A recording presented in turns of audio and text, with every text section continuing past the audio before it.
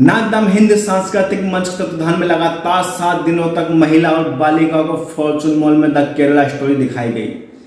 हिंद सांस्कृतिक मंच के अजय शेखावत ने बताया कि 7 दिनों तक हमने नागदा नगर की बहनों में जागरूकता लाने हेतु निःशुल्क फिल्म हमारे मंच के माध्यम से दिखाई। इन 7 दिनों के भीतर हमने लगभग 3000 बहनों को यह फिल्म दिखाई। इस फिल्म को दिखाने के लिए नागदा नगर के 5 युवा आदित्य सिंह, रघुवंशी, कार्तिक ठाकुर, विकास बिलवाल, राहुल चौधरी ने काफ़ी मेहनत की। इस फिल्म को देखने के बाद जब युवतियाँ और महिलाएं थिएटर से बाहर निकली तो उनकी आंखें नम देखी गई, उनको भावुक देखा गया। जब हमने उनसे सवाल किया तो उन्होंने कहा कि यह फिल्म देश हित में फिल्म है। इस फिल्म को हर महिला, हर बालिका को अपने परिवार के साथ देखना चाहिए और हमें किसी के भेदभाव में नहीं आना चाहिए। हमें हमारा धर्म परिवर्तन नहीं करना चाहिए।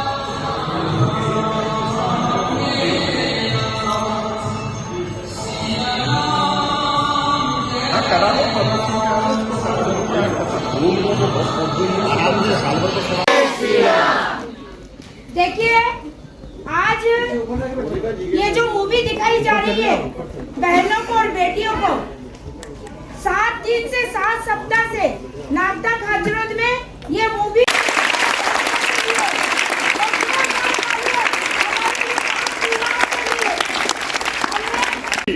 बोलो जय जय श्री राम। आज के हमारे इस मूवी को देखने के लिए पधारी हुई सभी बहनों का मैं स्वागत और अभिनंदन करता हूं। हिंद सांस्कृतिक मंच की युवा वाहिनी के द्वारा ये पूरा कार्यक्रम हम सब लोगों को देखने का सौभाग्य मिल रहा है। आज मुझे गर्व महसूस हो रहा है कि इस कार्यक्रम में नगर पालिका में सांसद प्रतिनिधि मेरे भाई आदरणीय ओपी गहलोत जी, भारतीय जनता पार्टी के जिले की उपाध्यक्ष बहन बबीता जी, आदरणीय जीवन सिंह जी, आदरणीय सुभाष जी, अशोक मावड़ जी, हमारे पार्षद बहन रावल जी, साहिल जी, आदरणीय धोनी जी, आदरणीय आशीष कि ये मूवी किन परिस्थितियों में बनी या इस पिक्चर को बनाने के पीछे उद्देश्य क्या था।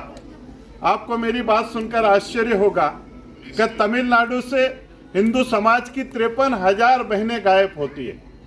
पश्चिम बंगाल में 90,000 के आसपास बहनें गायब होती है और ये बहनें वो बहनें रहती है कि जो कॉलेज में पढ़ती है, काफ़ी उच्च शिक्षा प्राप्त करती है और उच्च शिक्षा प्राप्त करने के बाद में उन लोगों को बहला फुसला के उनका धर्म परिवर्तन करा के, और केवल धर्म परिवर्तन और शादी तक ये बातें सहमत नहीं होती, केवल रुकती नहीं है, इनको अफगानिस्तान और पाकिस्तान ले जाया जाता है और अफगानिस्तान और पाकिस्तान ले जाने के बाद में अगर कोई उन्हें उच्च नौकरी दे तो फिर भी समझ में आता है, लेकिन उनको आतंकवाद की तरफ झोंक दिया जाता है। और आप ये सोचिए कि कई बेटियां तो उस परिवार की होती है कि जिस परिवार ने कई लंबे चौड़े सपने देखे, कई के सपने माँ ने देखे, कई के सपने पिता ने देखे। और आप सोचिए कि जब उनको उस बेटी को जिनको वो 18-20 साल तक पालते हैं, सपनों के साथ में पालते हैं और कई तो सपनों को पंख लगाते हैं कि मेरी बेटी उन ऊंचाइयों तक जाएगी, लेकिन वो नर्क की तरफ चली जाती है। और इसलिए मैं आप सब लोगों से ये निवेदन करूंगा कि ये मूवी दिखाने के पीछे उद्देश्य यही है कि हमारी जो संस्कृति है, हम जिस भारत जैसे पवित्र देश के अंदर हमने जन्म लिया है, जिस माता पिता ने गीले में सो के भी हमें सूखे में सुलाया हो, और उनके जो सपने हैं, उनके जो अरमान हैं, जिस भावना के साथ में वो उन बेटियों को पालते हैं, तो उन सपनों को हम कैसे साकार कर सकते हैं। और इस प्रकार के जो षड्यंत्रकारी लोग होते हैं, क्योंकि मैं एक चीज़ ये कहता हूँ कि केवल भारत ही वो देश है कि जिसका दुश्मन जमाना रहा, लेकिन उस भारत की संस्कृति को वो मिटा नहीं पाए। और इसलिए मैं हिंद सांस्कृतिक मंच के युवा वाहिनी को बहुत धन्यवाद देता हूँ कि उन्होंने इस प्रकार के सुंदर आयोजन का कार्यक्रम करा।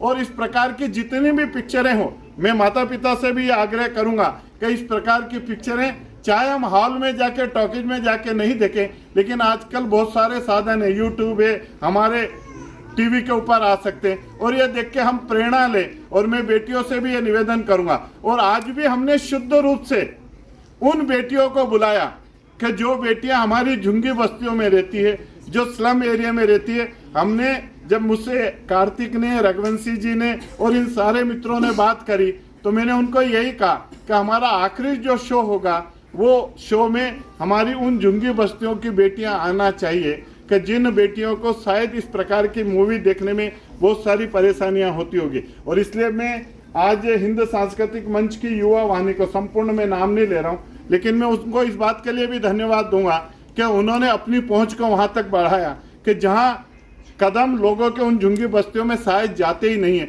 और इसलिए मैं आप सब लोगों को प्रणाम करता हूं और आप सब लोगों से हाथ जोड़ के यही विनती करूंगा कि अपनी संस्कृति को, अपने धर्म को, हमारे हिंदू समाज के धर्म को हम जरूर बचा के रखें। बोलो जय जय श्री। हाँ कर दी कि नहीं, ऐसी मूवी जो कुछ सीख दे रही है, कुछ शिक्षा दे रही है, ऐसी मूवी जरूर हमारी बेटियों को दिखाना चाहिए और उनका पूरा पूरा सहयोग इस मूवी को दिखाने में रहा।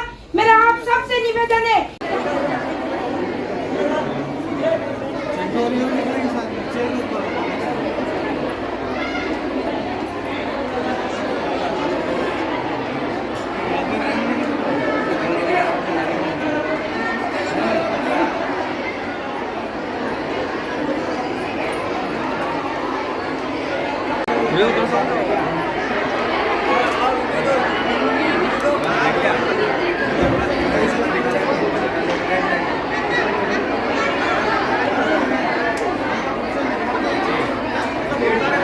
नाम है आपका?